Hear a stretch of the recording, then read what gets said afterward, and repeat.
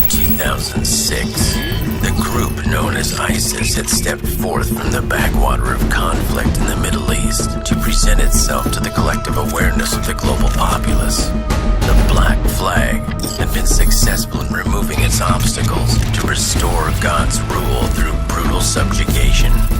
They seized their first territory in the Levant in the year 2013.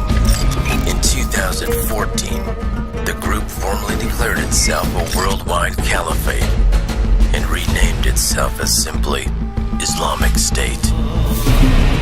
The Islamic State continued to claim territory through the years of 2015 to 2016 in Libya, Egypt, Algeria, Saudi Arabia, and Yemen.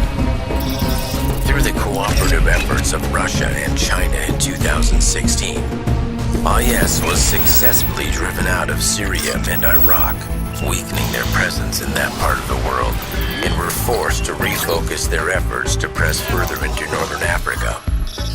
The following year, Egypt fell to their advances, and they furthered their influence in Libya. In 2018, IS was successful in forcing Libya completely under their rule of terror, as well as Tunisia and Algeria. 2019 saw the defeat of Morocco and began a full year of terror and genocide across the whole of North Africa.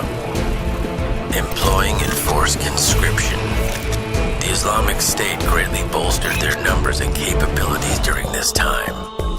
The economic drain on the North African regions under the control of IS forced many millions to flee the region, exasperating the refugee situation all over Europe. Those who stayed were forced to fight for IS or to produce weapons for their military forces. In the spring of 2020, the Islamic State's numbers and strength were greater than they had ever been, and the group launched their invasion into Europe, hitting the southern shores of Spain, France, Italy, and Croatia. The situation was dire, and the forces of NATO united for the first time in history in order to repel the invasion.